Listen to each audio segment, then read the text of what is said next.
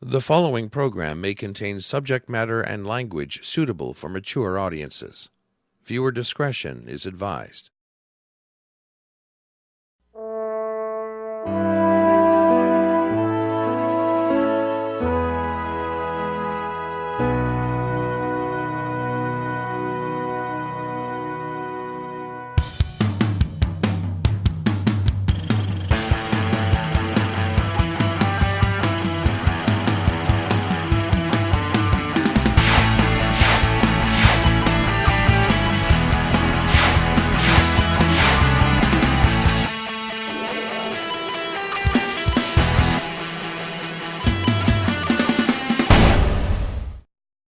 Welcome back to the Meltdown. He's Jeff. He's Norm.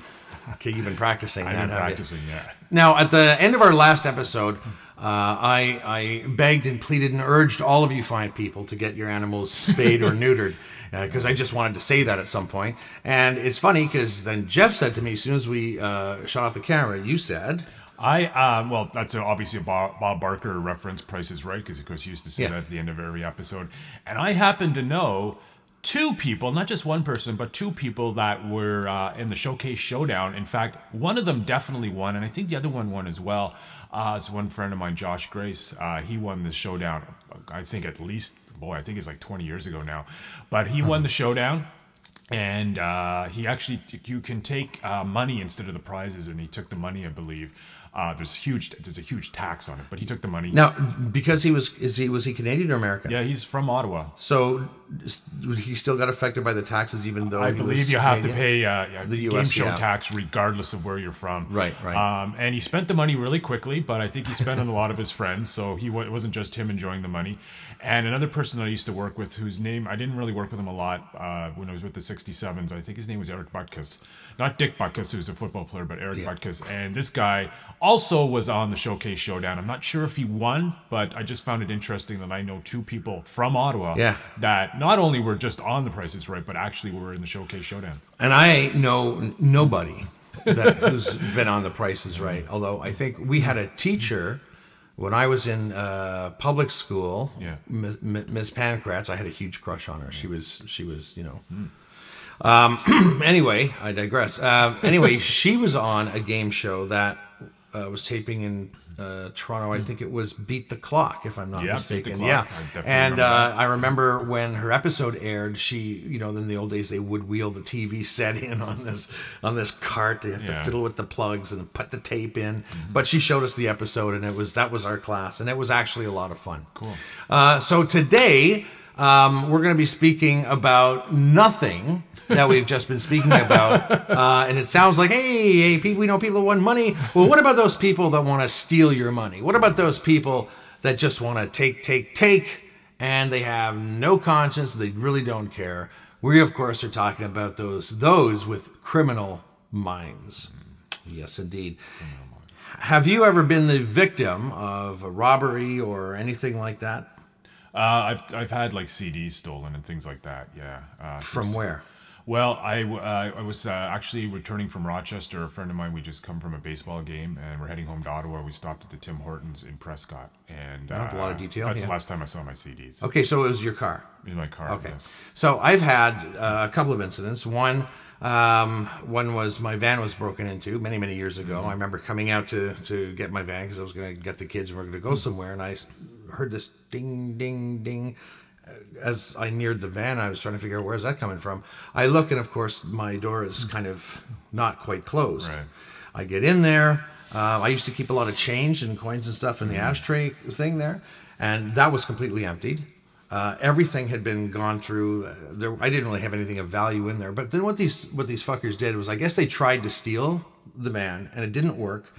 So they completely destroyed the gear shift. They just tore it right off of the column. So I couldn't even use the vehicle. Like, to me, that was just going one step too far. Yeah.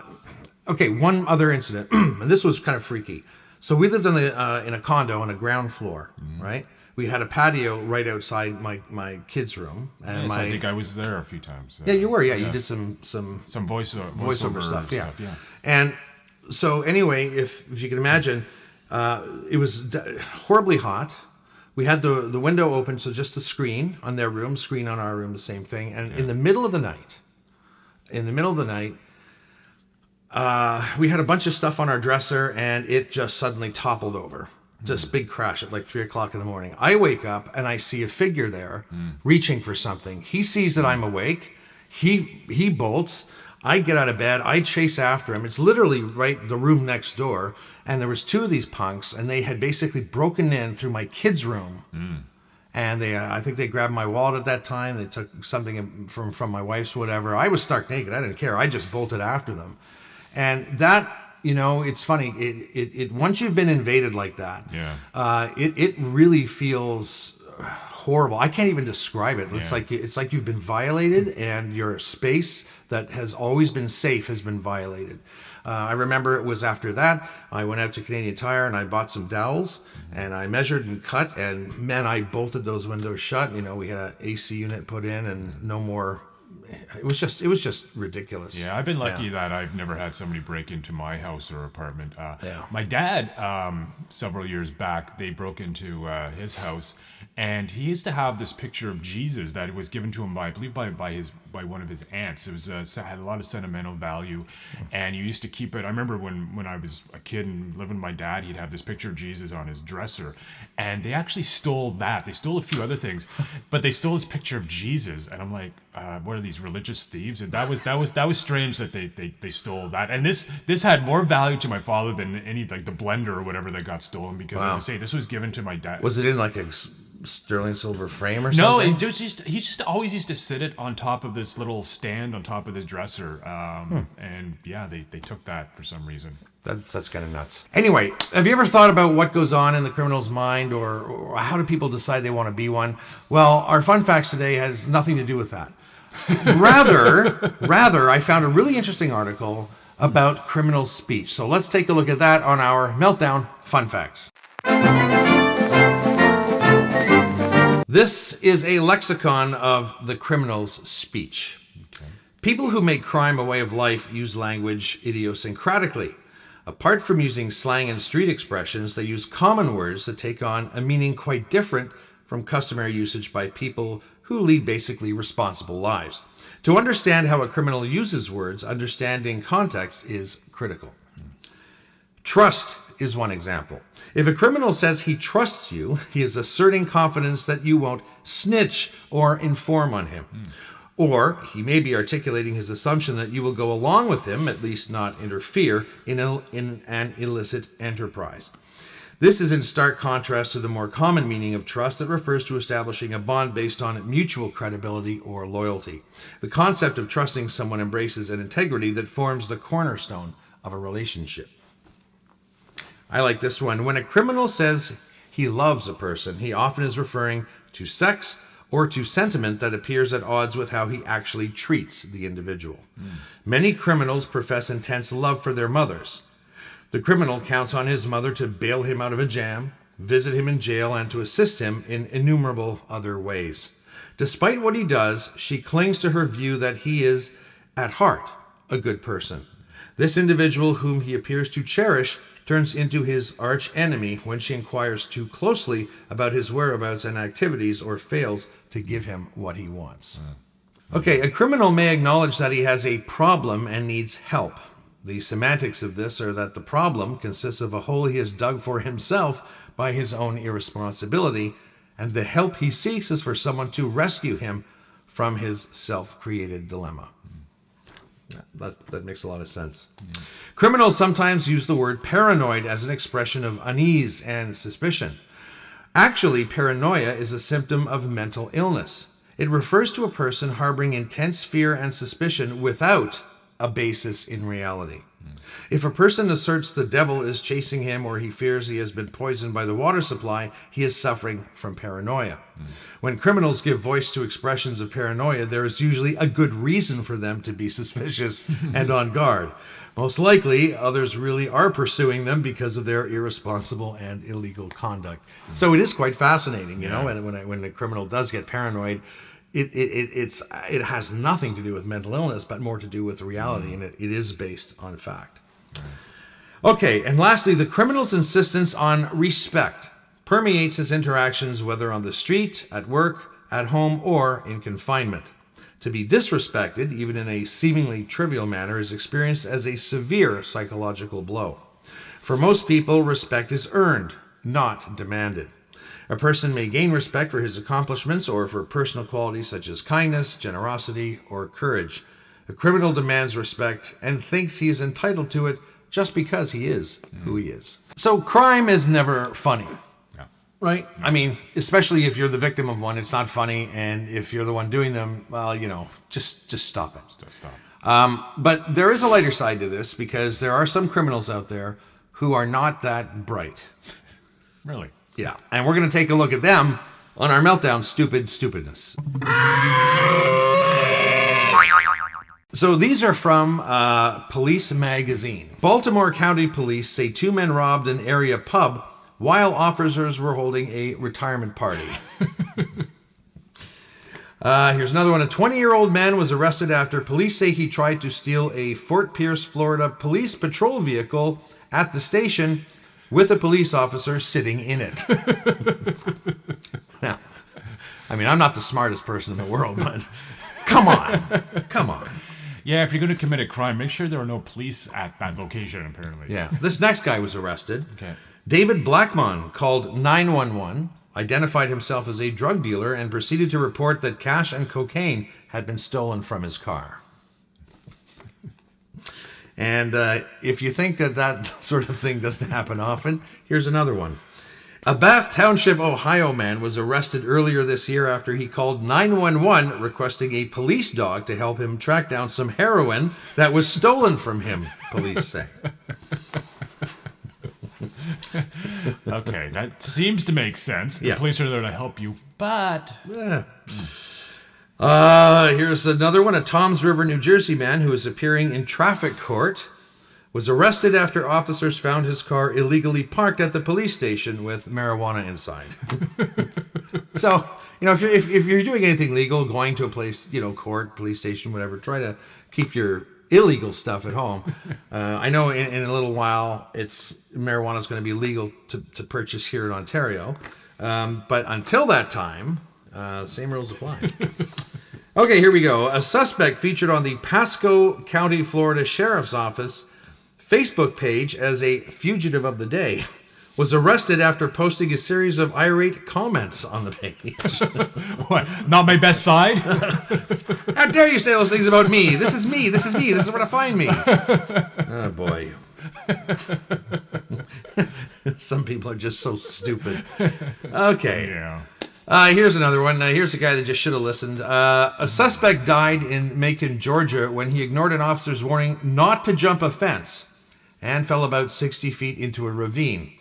The man fell into the ravine following a foot pursuit. So I guess someone was chasing a foot and... Yeah. It's funny, on my GPS, my older GPS, if there were, let's say, cops, right? Yeah. It was Waze I was using on my phone, which I loved Waze. I thought it was really cool because it's basically people report traffic, so it's like real-time traffic, and the more people you have, the more accurate it is. Just the problem with Waze is that it just eats up your data, right? So I have a proper GPS in the car now, but it was funny because you'd be driving down the road and suddenly your phone would say, "Police reported ahead." And then I was always expecting it to say, "Police reported a leg." Okay, here's another one. A 20-year-old Kentucky man was arrested after he posted a photo on Facebook showing him appearing to siphon gas from a Jenkins Police Department cruiser and making an obscene gesture. I've got a story. I've got a true story I will save for the last. This is I'm serious. This is funny as hell. A man died shortly after eating an ounce of cocaine hidden in his brother's buttocks in an attempt to avoid being caught by an officer with the drug, according to North Charleston, South Carolina police. So never eat drugs from your brother's butt. No, it's unsanitary. Yeah. Here's one. A man who was being pursued by police choked to death after swallowing a plastic bag containing marijuana. So to get rid of it, he paid the price, the final price. Final price. To get rid the of ultimate that price. Little bag of marijuana. Here's another one. This one is kind of funny. You remember Gumby and Pokey? You must be old enough to remember Gumby and Pokey. Well, a man dressed as Gumby, the clay animated cartoon hero, attempted to rob a San Diego area 7-Eleven, but had to leave the store when the costume blocked a gun he said was in his pocket. And there's a video of this guy just kind of, he can't get to his gun, so he's like, fuck. Did he rehearse drawing the gun? I don't know. Some people just don't think, you know. Here's one. Anthony Garcia, 22, had tattooed the crime scene of a 2004 liquor store shooting on his chest, helping detectives solve the open case.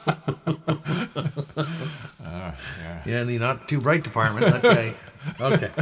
Last one here. A Long Island man posing as a federal agent and carrying a replica Drug Enforcement Administration badge was arrested after he pulled over a Suffolk County police officer. Here is a stupid criminal story. I don't know how, 15, 20 years ago, I worked as a manager at a camera store at a shopping mall in Billingsbridge, okay? Mm-hmm. And there was a guy going around. Everybody got the warning. This guy was in the mall, you know, here and there, whatever. He was going around passing out counterfeit money, okay? Mostly tens, all counterfeit tens. Mm-hmm. And to be on the lookout for this guy. And nobody had a picture of him. They just knew that this guy. So it was, you know, check your tens carefully and, you know, look for anything. Yeah. So we did passport photos, all right, in this store. So this guy comes in and he asks for a passport photo. So we sits down, we take his picture, and he pays us with 2 counterfeit tens and walks out of the store. Of course, we don't know they're counterfeit till he leaves. You know, then we're checking them out and go, holy shit, that's those aren't real. So we called mall security. Mall security comes over and looks at the bills and says, oh, yeah, for sure, 100%, those are counterfeit. What did the guy look like? And we said, we'll show you his picture. This is what he looks like. How fucking stupid can you be? Dude, come on. I mean, buy a roll of film if you want to pass off your money. I mean, you know, that is the epitome of stupid, I think. Yeah, you should never use counterfeit money, but if you're going to, don't use counterfeit money when paying for a picture that has just been taken of you. That just seems to make sense. Yeah. That you there's a time and a place for everything. That's right. And I think it's time and place for us to say goodbye. All right. And we'll see you next week on The Meltdown. See you next week. Bye.